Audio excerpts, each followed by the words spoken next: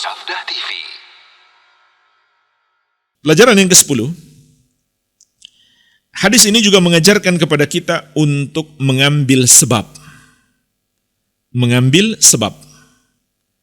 Dalam menghadapi segala sesuatu, termasuk dalam menghadapi bahaya, hendaklah kita mengambil sebab.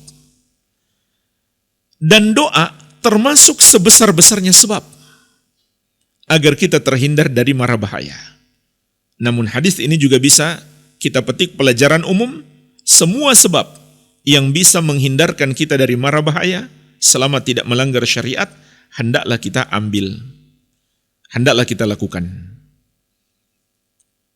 Dan dalil-dalil yang lain sangat banyak.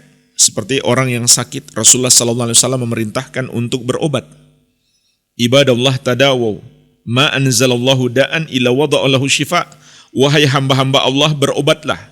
Karena tidaklah Allah menurunkan penyakit, kecuali Allah turunkan juga obatnya. Oleh karena itu jamaah sekalian, mengambil sebab tidak menafikan tawakal. Selama hati kita tidak bergantung kepada sebab. Justru sebaliknya, orang yang tidak mau mengambil sebab dengan alasan dia bertawakal kepada Allah, secara tidak langsung dia mencela syariat. Kenapa? Karena syariat menyuruh kita mengambil sebab. Tapi sebaliknya juga, orang yang mengambil sebab dan hatinya bergantung kepada sebab, bukan bergantung kepada Allah, maka itu termasuk syirik. Bergantung kepada selain Allah, termasuk syirik. Syirik besar.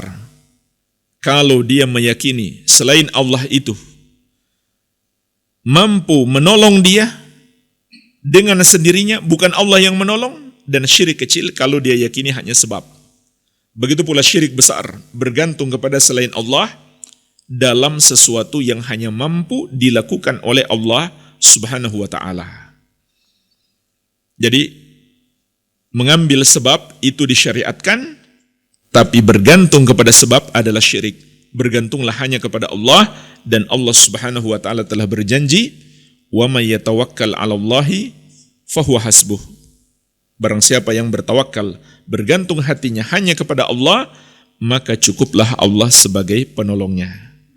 Inilah jemaah sekalian secara singkat 10 pelajaran yang bisa kita petik dari hadis dalam bab ini. Semoga bermanfaat. Lebih dan kurangnya saya mohon maaf. Wabillahi taufik. Subhanakallahumma bihamdika asyhadu an la ilaha illa anta astaghfiruka wa atubu ilaik. Wa sallallahu ala nabiyyina Muhammadin wa alihi wasallam. Walhamdulillahi rabbil alamin. Wassalamu alaikum warahmatullahi wabarakatuh.